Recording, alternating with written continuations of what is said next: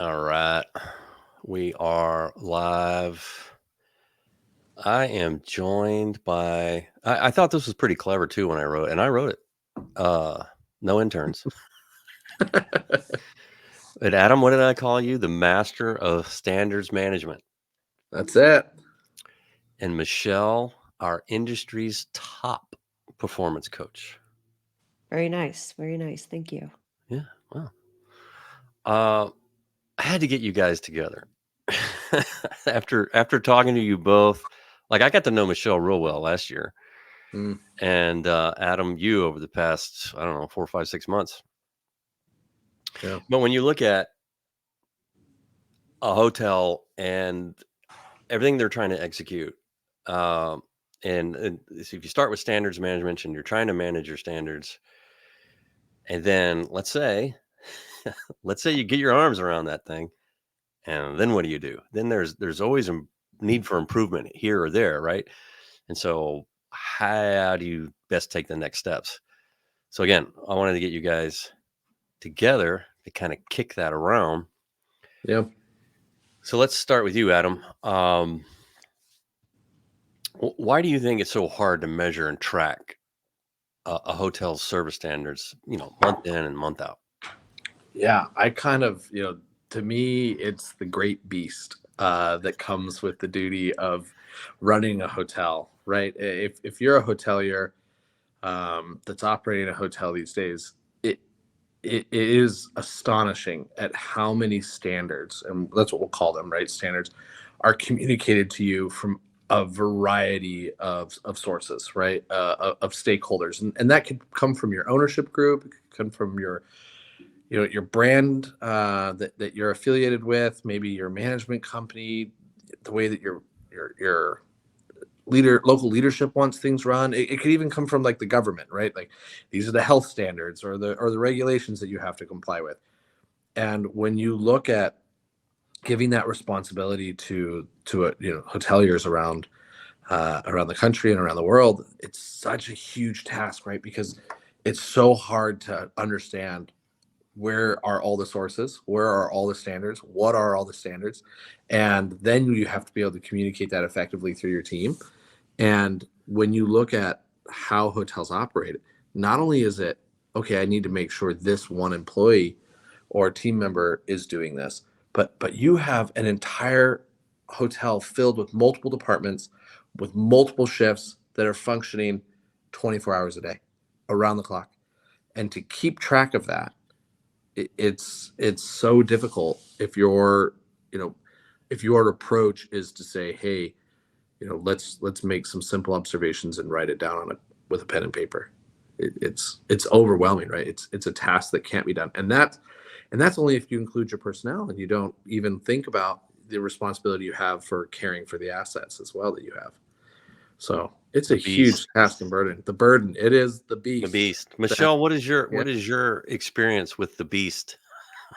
I love what Adam said about responsibility because it's true. It's a huge responsibility. And to add to what Adam said, I would say you're not only dealing with people with very diverse backgrounds and ways of thinking, but you're also dealing with different learners.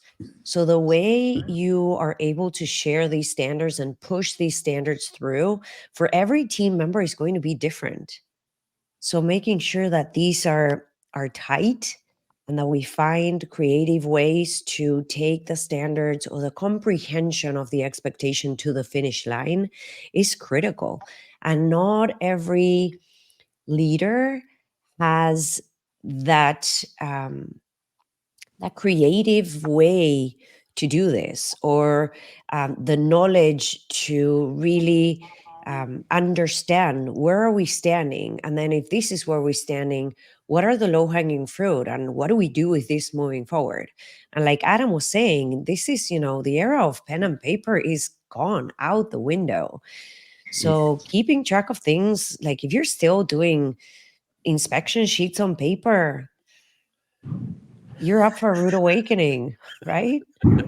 We have to move into the digital era.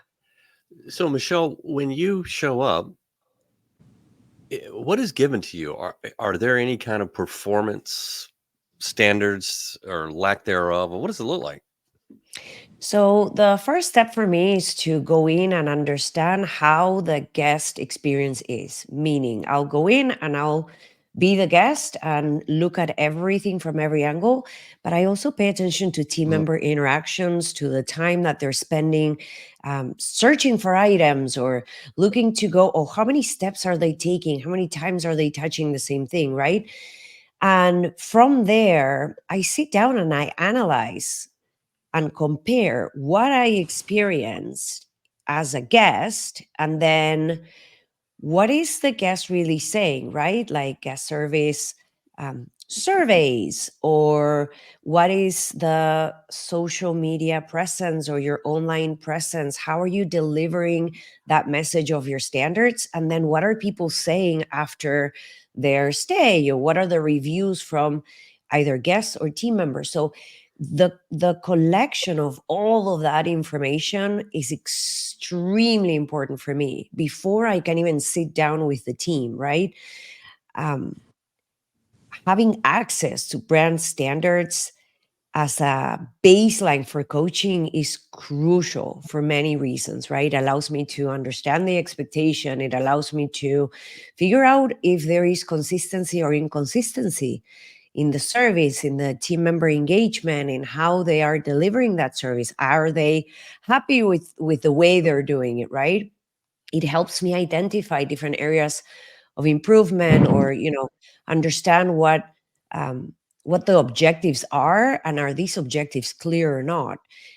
It goes from quality assurance to being able to enhance that customer experience and team member experience. So having access to that information for me is critical. So as much I can get my hands on, it's going to accelerate the coaching process for me to be able to create something where we're bridging those gaps in order to start moving the needle in the right direction, and to build a sustainable solution that makes sense for your team, because not every team is the same. Not every team deals with the same type of customer either. So all of that is critical when it comes to going in and coaching and creating the perfect plan for you.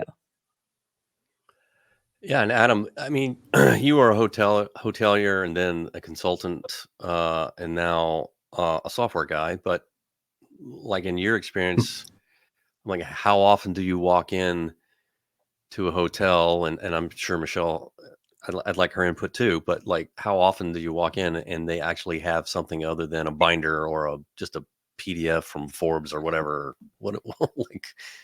I mean, is it? I mean, Yeah. everyone's. What's a little? I'll go for Adam. It's scary Yeah, I mean often. it There he is. say He's in an again. airport.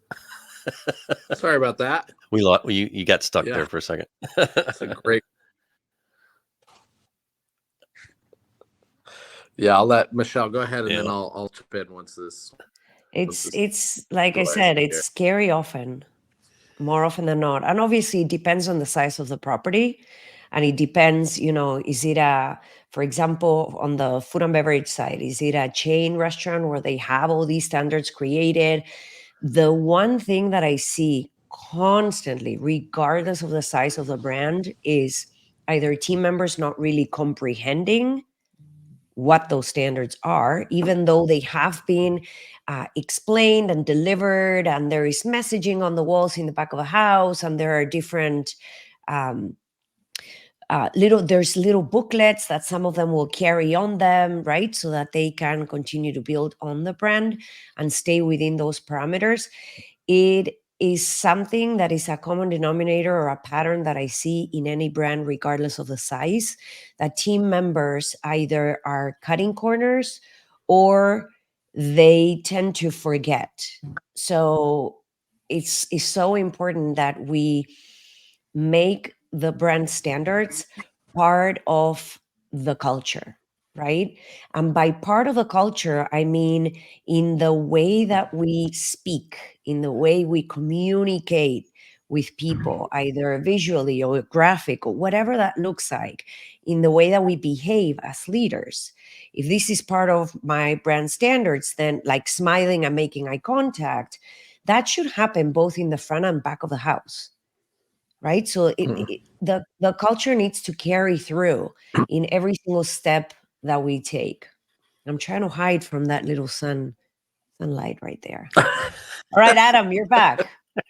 Yeah, I'm back. Sorry about that. What's Sorry your about that nugget? destabilized Wi-Fi. You know, look, I think going back directly to the question is how often would I go into hotels? And I think that there is often a huge gap of hotels saying standards, but them not really have them, right? Or they're not really shared, or teams don't really know them.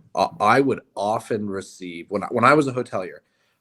Oftentimes I would receive the new standards or updated standards because an audit was done and they're like, here's your results, right, from that audit. And it's just like, oh, I didn't really prepare for that. I didn't really know that.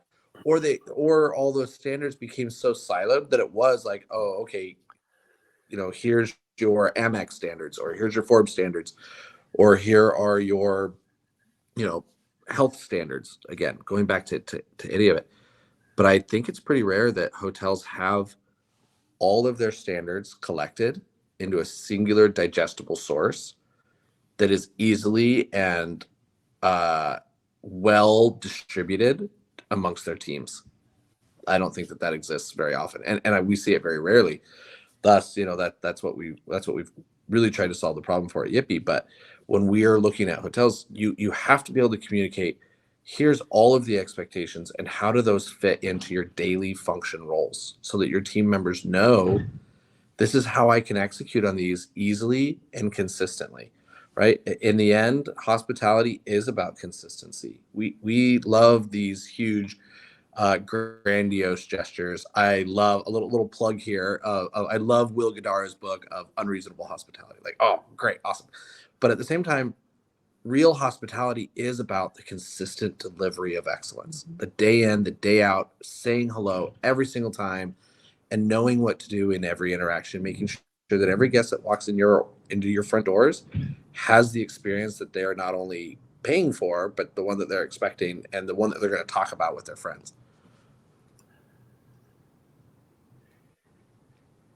I go back a lot ever since you and I started working together, Adam. I go back a lot to so my wife went back to college when my boys went back to college. And she went so because that was a lot of tuition. She went to Starbucks and was a shift manager, and Starbucks pay your tuition. And so she finished up her degree. She was about halfway through when we got married and started having kids. But anyway, Starbucks is a machine, right? They have standards. It's just boom, boom, boom. And her personality is such that, yes, you give it to her, she'll knock it out. She doesn't veer. Yeah. She's afraid to veer. So I often wonder, like, and Michelle, you probably run into this, is what you're both saying is you go into hotels and they're not equipped to manage their standards, let alone effectively, consistently drive improvement. Like it's the way we're doing it's really, really hard.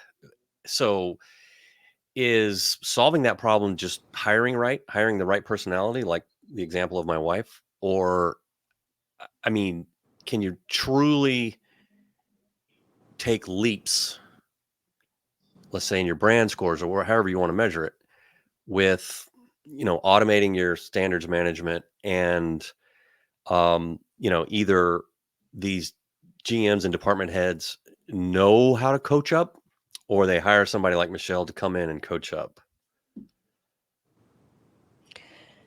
Hire it? I can go for it. Here's the thing. It's a combination of it all, right? Mhm. You have to hire the right personality with the right skill set, or at least someone who is willing to learn when they are transferring skills from a different or talent from a different industry, right? So that is important, especially because they're going to, it's a very fast paced type of industry. You never stop. So if there's no passion for what you're doing, it's going to be very hard to stay. And we talk about engagement and retention a lot in the last couple of years since COVID specifically. But I think that what's important too is if you don't have a way to measure or understand if you're winning or you're losing, which is what tools like Yipy brings to the table, and others, it's very difficult to move the needle. Think about, I always use this example when I'm working with teams. You go to the park, you see a group of teenagers playing basketball on one side, and then there's another court, and there's another group of teenagers playing basketball. Ones are lollygagging, they're having fun, they're bumping into each other, like it's awesome, right? And then the other ones are playing super hard and they're focused. The difference between the two is that the second one is keeping score. The first one is not. So if you don't have tools that are automated in a way where the score is going to be easy to read, easy to understand, easy to capture, it's incredibly difficult for your leadership team to take that information and figure out what are the next steps that I need to take in order to change these results. And the reality is, results usually come after the fact, right? Your scores, they come after the fact, and sometimes like 3 weeks or longer after the fact. So now you've waited 3 or 4 weeks to see what is this gonna look like. So implementing programs that will help them stay ahead of that result, that is imperative. And many times the leadership team is so caught in the whirlwind of the everyday grind that it's very overwhelming for them once they receive that data dump from whatever it is. It the team member survey, the guest survey, is it the inspection sheets?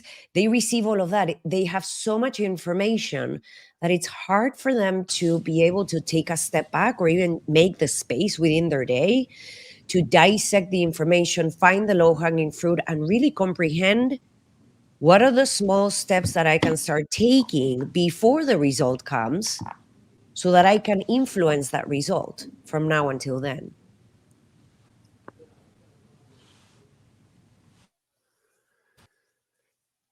What about guest feedback, Michelle? How do you correlate guest feedback with service standards? I mean, is it okay to trust, internal points of data um, that they're either writing down by hand or using an app like Yipy, um, or maybe on the guest side again, maybe it's just something that you've read online or something like that, um, or front desk input. Like what's your thinking there? Usually, when we see or when I come in and I look at whatever data they have, the solution providers that are behind that data in creating the best survey or in creating that best inspection sheet, they are keeping those standards in mind. If you run across let's say a guest survey that is not really reflecting what those standards are or what those things that are important to you in the way that you're formulating the questions, then you're probably not going to get what you are hoping to get from a data standpoint. So having those or engaging in those solutions that will allow you to inject some of those KPIs, because your KPIs are going to come from whatever standards you want to hit. And sometimes that changes too. So having those solutions in place that will allow you to craft, to create from the get-go, to follow specific industry standards, to be able to adapt the questions depending on what it is that you're trying to push. Maybe this month we're going to have hyper focus on X. All right, can we inject X in all the data collection solutions that we have out there so that we can see where we're at. Yeah, that's really great. And if I can jump in, hopefully you can all hear me. Sorry Yeah. about Well, the that is if you terrible can Wi-Fi. stay. Can you stay? Yeah, I'm Just here. kidding. I still kind of keep on. I think, when it comes down to this, I think everything Michelle is saying is exactly, it really is the crux of managing this beast. And I think the second part of that we have to really hold on to is your management needs the skills, um, as good as it is to hire great people like your wife, right? That have this innate, I want to do this. But if your managers aren't managing, if they're not on the floor, if they're not out with your people, they don't know how to have coaching conversations and supportive conversations and praiseworthy conversations, and they're not given that skill, you'll never make that leap, right? And you can have all the tools in the world that will help measure that performance, but performance is merely a result, right, of the work and effort and energy that was put in, to receive those, and the training, right? And so you have to say, yes, we have these standards, we have these points of measurement, but also, are you putting in enough good energy and effort and focus and attention? And or are you just sitting from your back office as a hotelier, trying to respond to angry guest reviews instead of being out there and curbing it off and making sure that guests aren't getting angry, right? That they're not getting frustrated because attention and focus on the training side, and really investing in your team to deliver a great product. And that's why you want these to work hand in hand, right? You need these tools to know, okay, where are we failing in our delivery processes, or vice versa? Where are we succeeding? How do we capitalize on that? And then how do we go back to the drawing board and say, okay, managers, get on the floor. You got to be out there. You've got to be observing these behaviors. You've got to be giving positive reinforcement feedback. Well done. Way to go. Yes. And if you don't have tools to capture that, all you'll be doing is coming back and why did this fail? Why did this fail? And you're going to be stuck in the back office responding to bad guest reviews all day. And then you're going to have this. I love hoteliers. I'm so busy. Well, what are you busy doing? Responding to poor guest reviews. I get it. Well, let's stop giving things for them to complain about, and let's get out there and offer, great hospitality service. Yeah.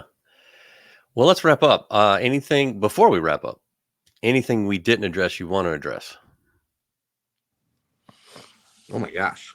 It's only Got 20 it all? minutes. This was supposed to be here for like 4 hours, and we were going to dissect and solve the problems of the world. Yeah, you But guys will have to come back. I think wrapping up from my standpoint of if really kind of going back, can you make that quantum leap, right? Can you improve your operation? Absolutely. It's 100% in your grasp. Is it something you're going to do by wishing it? No, it's not. It's something that you're going to do bite by bite, day by day, critical action by critical action. And you're probably going to need help. You're going to need people in your organization that can see what's happening, from a little bit more of a bird's eye view, and isn't caught up with the drama of the hotel, or this is the way you've all done it. You're going to need support and help. And I think that the best thing that you can do as a hotelier is identify what's the help that we can have, and what are the best resources that are available to help us accomplish the task that we're looking to do, right? And understand that it's not going to happen tomorrow, and it's not going to happen next week. It's a sustained improvement. It's an improvement over sustained time and effort. And so I think that, we've got to make sure we're focusing on that in the hospitality community, especially as we really understand the new nature of guests, right? In the new market that's out there. So Yeah. Michelle? go forth and do. I would say that if you're looking at bridging that gap between measuring hotel or restaurant standards and the steps towards improvement, think about the fact that it involves a comprehensive approach, right? And the comprehensive approach will integrate many elements. But one of the key elements, especially if you're bringing someone from the outside, like auditors, is find the right auditors that will involve the team. Because many times they'll come up with solutions and the operating team cannot take that solution to the finish line because it goes against things that they're doing, because it, whatever the case may be. So bringing someone who really understands and can put themselves in the shoes of that operator and that is willing to be on the assessment while creating that implementation plan, bring the team into the mix so that you find the most viable solutions to take these standards to where you want them to be. Very good. Well, I appreciate you both spending time with me, the master of standards management and our industry's top performance coach. You got to come back. Thank you so much for having us. And maybe, Adam, next time we won't play hide and seek. Sounds good? Yeah, I think that's great. But, you found me. Fabulous. Where are Great you headed? talking to you both. I never asked. Where are you headed? Me? Yeah. I am headed to Cooperstown in New York. Hey. All right. Yeah. Live, working, live right? from Albany right now. Okay, Yeah. good. Live from Albany. Perfect. All right. Well, thanks everybody for joining me. All Thank right. you. Thank you. Have a great